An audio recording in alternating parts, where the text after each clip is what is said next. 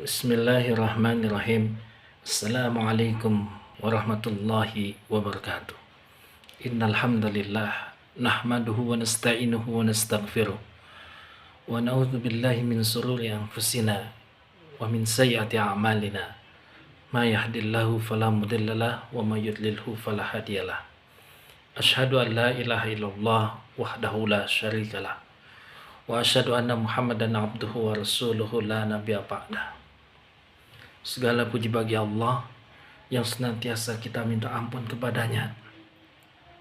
Segala puji bagi Allah yang senantiasa kita minta tolong kepadanya. Segala puji bagi Allah yang senantiasa kita berlindung padanya dari buruknya amal perbuatan kita dan dari buruknya sifat-sifat dasar yang kita miliki. Maka barang siapa telah diberi petunjuk oleh Allah, tidak ada satu kekuatan pun yang mampu menyesatkannya. Dan barang siapa telah disesatkan oleh Allah, tidak ada satu kekuatan pun yang mampu memberinya petunjuk. Salawat serta salam tidak lupa kita panjatkan kehadirat Allah Subhanahu wa Ta'ala, agar Allah limpahkan pada baginda Nabi besar Muhammad Sallallahu Alaihi Wasallam beserta keluarganya, beserta para sahabatnya yang kita kenal dengan istilah tabi'in, dan generasi pengikut setelah sahabat yang kita kenal dengan generasi tabi'in, sampai generasi kita dan anak cucu kita yang insya Allah senantiasa berpegang teguh pada nilai-nilai dakwah dan nilai-nilai keislaman. Hadirin iftar jama'i, hadirin para peserta iftar yang dirahmati oleh Allah. Pada kesempatan kali ini izinkan saya membawakan materi menjelang berbuka puasa, yaitu tentang puasa dan kematian.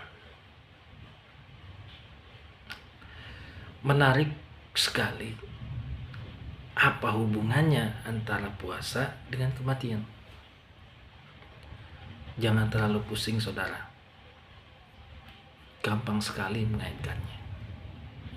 Artinya kematian bisa terjadi di bulan puasa. Kematian bisa terjadi di awal puasa. Kematian bisa terjadi di pertengahan puasa. Kematian bisa terjadi di menjelang akhir puasa. Dan kematian pun dapat terjadi di ujung dari bulan puasa tersebut.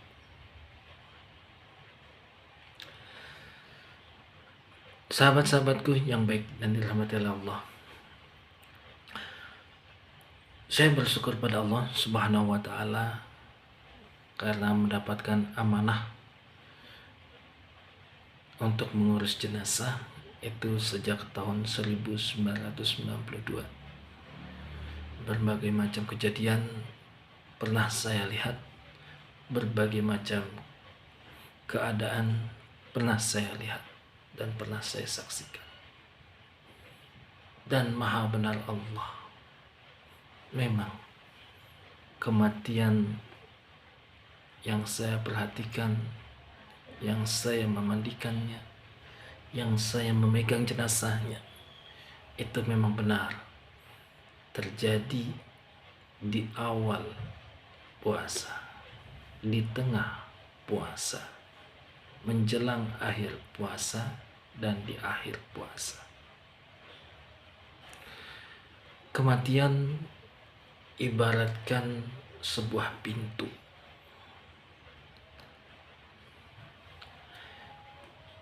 Al-mautu babun. Kematian ibaratkan sebuah pintu. Siapapun orang akan melewati pintu itu. Apakah dia hendak masuk suatu ruangan ataupun keluar ruangan, dia harus melalui pintu itu.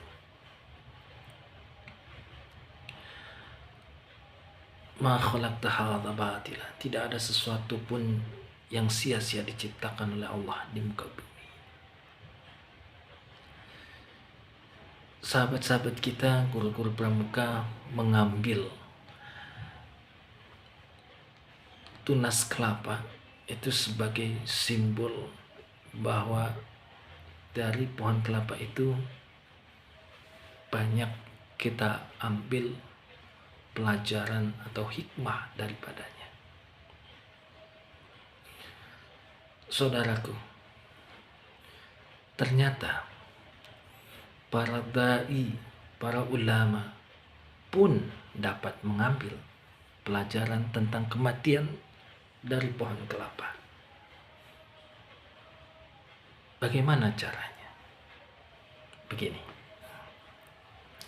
Apakah saudara-saudara sekalian pernah memperhatikan, bukan melihat pohon kelapa pasti sudah, memperhatikan. Jika saudara-saudara sekalian memperhatikan pohon kelapa, bukan hanya melihat, pasti akan menarik kesimpulan bahwa pohon kelapa pun dapat kita belajar darinya tentang kematian. Jika saudara perhatikan pohon kelapa, nanti saudara akan melihat kelapa yang jatuh ke bawah. Itu ada kelapa yang masih kecil, mungkin belum ada isinya, hanya bulatan-bulatan itu jatuh. Kelapa yang sudah agak besar, kalau kita punya pohon kelapa, kita dapat menyaksikan itu di bawahnya pun ada kelapa model seperti itu. Kelapa yang sedang, kelapa yang sudah ada isinya jatuh. Dan tidak jarang kelapa yang sudah tua, kering, nggak jatuh-jatuh. Apa hubungannya dengan kematian? Saudara, kematian itu tidak memandang usia. Buah kelapa yang jatuh di bawah itu ibaratkan seorang yang bakal bayi. Saya pernah diberi amanah memandikan jenazah bayi yang usianya baru sekitar 7 atau 8 bulan, yang bentuknya masih ada yang belum sempurna. Masya Allah, itu dibaratkan seperti buah kelapa yang kecil yang belum ada isinya atau bentuknya itu jatuh. Belum hitungan sebulan, saya diberi amanah untuk memandikan jenazah bayi yang kurang lebih 4 hari itu lahir. Usia kandungan sudah 9 bulan, kurang 4 hari itu lahir, diperkirakan lahir. Tapi bayi tersebut dipanggil oleh Allah karena usus ibunya itu melintang usus, kemudian bayinya tercekik, kemudian qadarullah, takdir Allah, meninggal. Sedih sekali saya saat itu karena betapa ayah dan ibunya sangat merindukan kehadiran bayi tersebut. Hitungan 4 hari lagi si orang tua sudah menyiapkan nama, menyiapkan tempat tidur, menyiapkan baju, menyiapkan segala-galanya untuk kelahiran si anak. Tapi takdir Allah berkata lain, kurang 4 hari bayi itu dipanggil oleh Allah. Kalau tradisi Jawa, kalau ada orang yang lahirnya dililit usus, kalau selamat itu katanya sih ganteng anaknya.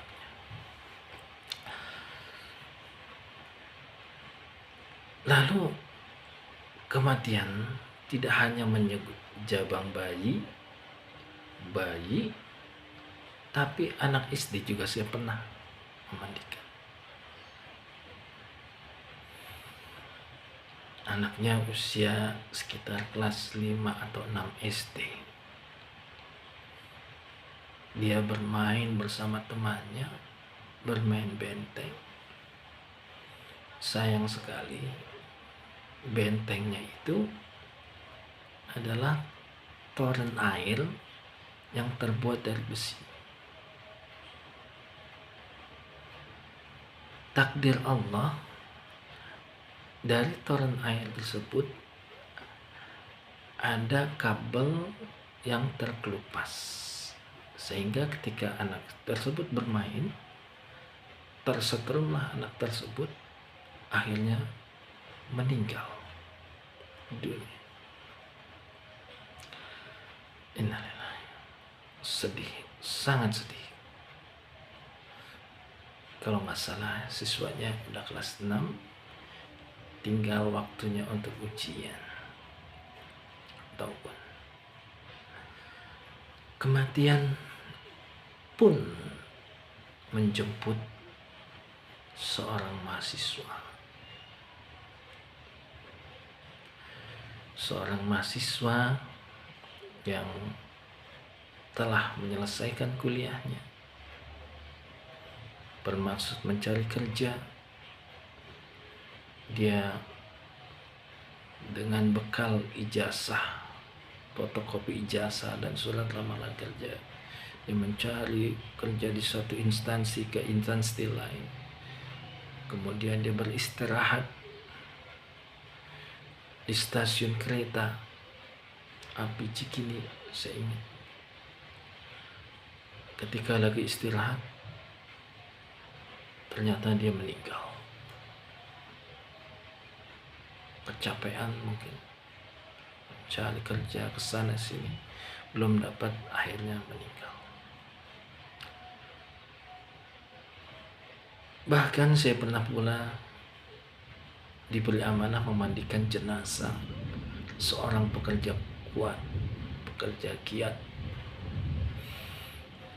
yaitu seorang bapak-bapak muda bekerja dari Jakarta, seharusnya turun di Depok, tetapi bapak ini terbawa. Waktu itu zamannya ada kereta Pakuan, kereta Jakarta Bogor, berhenti di Depok dengan tarif tiket yang cukup mahal.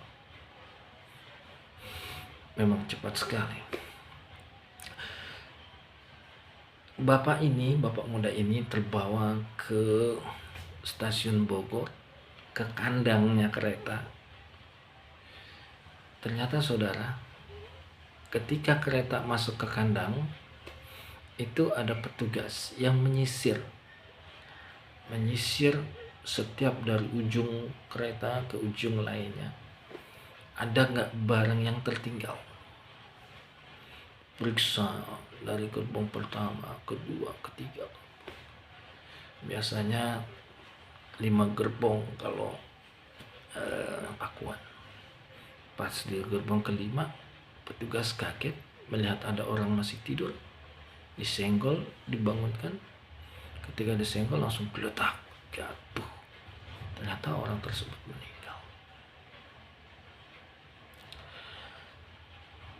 Kematian pun menjemput orang tua.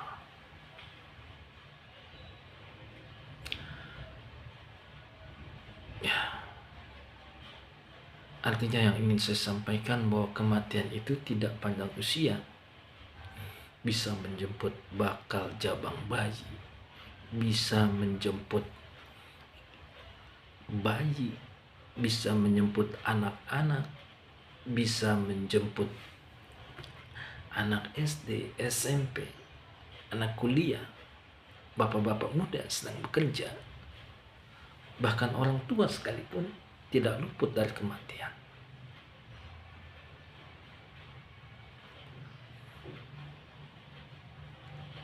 Lalu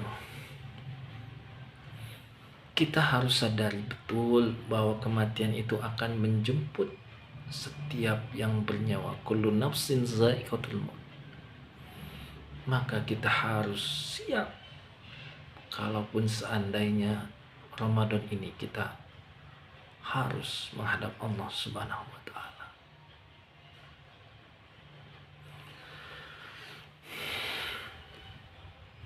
Saudaraku yang dirahmati Allah, Kematian pun tidak kenal waktu. Mengapa tidak kenal waktu? Saya izinkan bercerita di saya.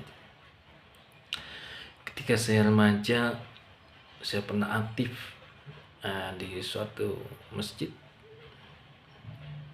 Waktu itu masjidnya unik,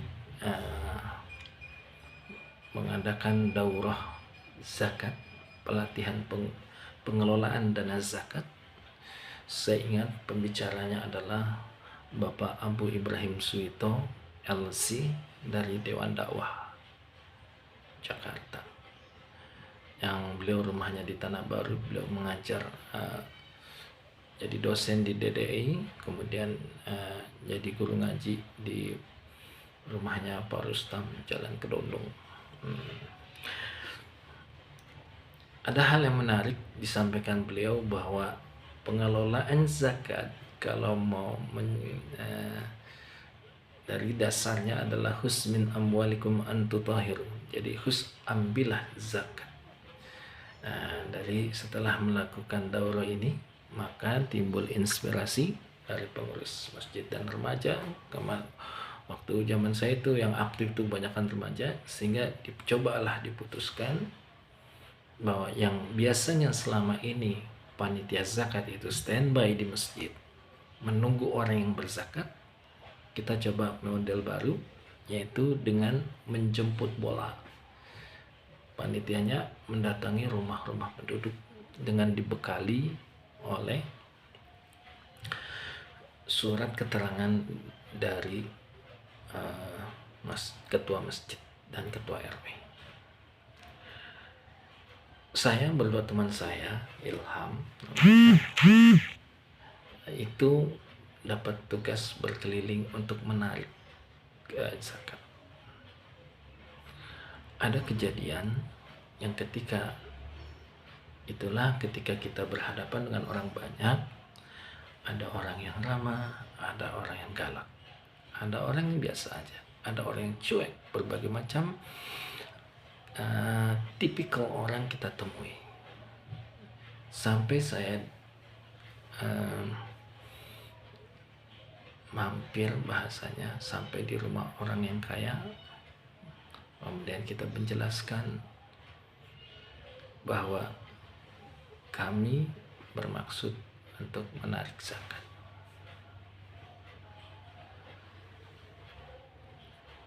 Qadarullah, takdir Allah terhadap kami berdua, orang kaya tersebut tidak suka kepada kita. Kemudian orang kaya tersebut berkata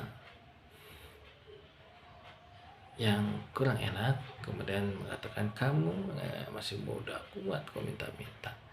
Akhirnya kami berdua jelaskan, Bapak, kami bukan meminta-minta, kami petugas resmi zakat dari masjid. Ini surat-surat kami. Tetap mungkin Bapak itu punya masalah, dan mungkin kita datang ke Bapak tersebut dalam saat yang kurang tepat.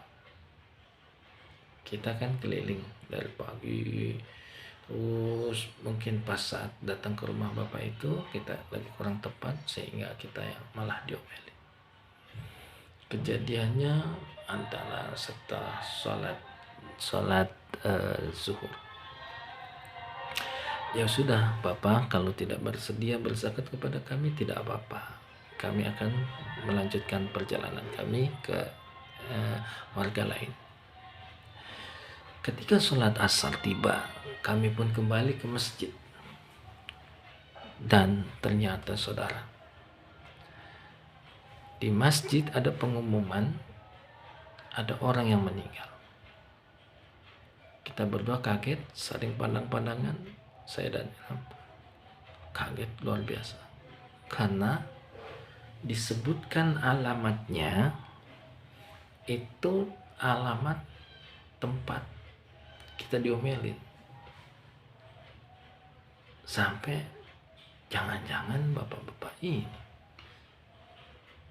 ternyata saudara, benar Yang meninggal adalah bapak-bapak tersebut orang kaya, orang yang begitu gagah, orang yang sempat mencaci orang.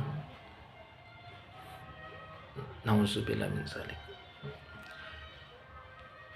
Asalnya jam 1-nya berkata kasar, jam 2 sudah dipanggil oleh Allah. Ini pelajaran berharga bagi kita, saudara.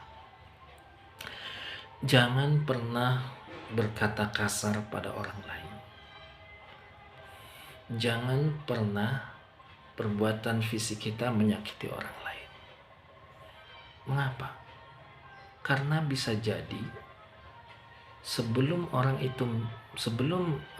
yang berbuat jahat atau kasar itu meminta maaf pada orang yang dikasari tersebut, Allah sudah memanggilnya.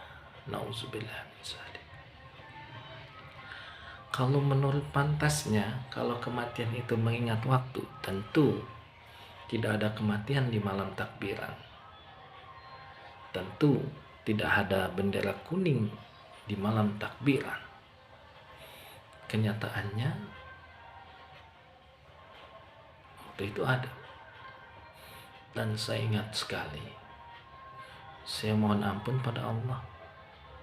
Karena pas kejadian itu, saya setelah sholat Idul Fitri, seharusnya saya sungkem ke ayah dan ibu saya. Seharusnya saya meminta maaf kepada ibu saya. Tapi itu tidak saya lakukan. Saya langsung ke tempat jenazah dan mengurus jenazahnya. Karena saya merasa kasihan sampai ba'da sholat Aid belum ada jenazah, belum ada yang mengurus jenazahnya. Ketika saya memandikan jenazah, saya saksikan sendiri orang tersebut, Masya Allah, orang yang dahulunya gagah, orang yang dahulunya kuat, orang yang dahulunya berkata lantang, sekarang terbujur kaku, tidak berbusa berbuat apa-apa. Saya elus wajahnya, saya perlakukan dengan penuh kelembutan jenazahnya. Saudaraku, apakah saya merasa kecewa ataupun merasa dendam terhadap jenazah? Tidak sama sekali. Kenapa? Karena saya belajar dari baginda Rasulullah Sallallahu Alaihi Wasallam. Ketika baginda Rasulullah berdakwah ke Taif, beliau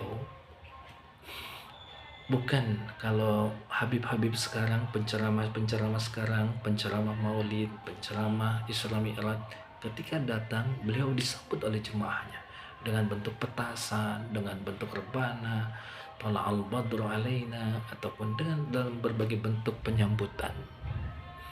Tapi baginda Rasulullah Sallallahu Alaihi Wasallam ketika dakwah ke Taif bukan disambut tapi disambit. Sampai melihat kejadian tersebut, marahlah malaikat Jibril dan berkata pada Nabi Muhammad, "Wahai Muhammad, begitu kurang ajarnya penduduk Taif, kamu hendak memberikan petunjuk tentang kebenaran. Mereka malah menyambiti kamu. Kalau kau izinkan, akan aku angkat bukit Uhud, akan aku timpakan kepada mereka sebagai azab, menghinakan Rasulullah, kekasih Allah." Lalu apa jawaban Rasulullah? Tidak, ya Jibril, mereka berbuat demikian karena mereka tidak tahu. Saya masih punya harapan dari anak cucunya muncul orang-orang yang beriman. Dari kisah itu saya ambil hikmahnya atau ibrohnya, sambil memperlakukan jenazah dengan baik. Saya lihat anggota keluarganya, alhamdulillah ada harapan. Dia punya anak laki-laki, dan anak laki-laki tersebut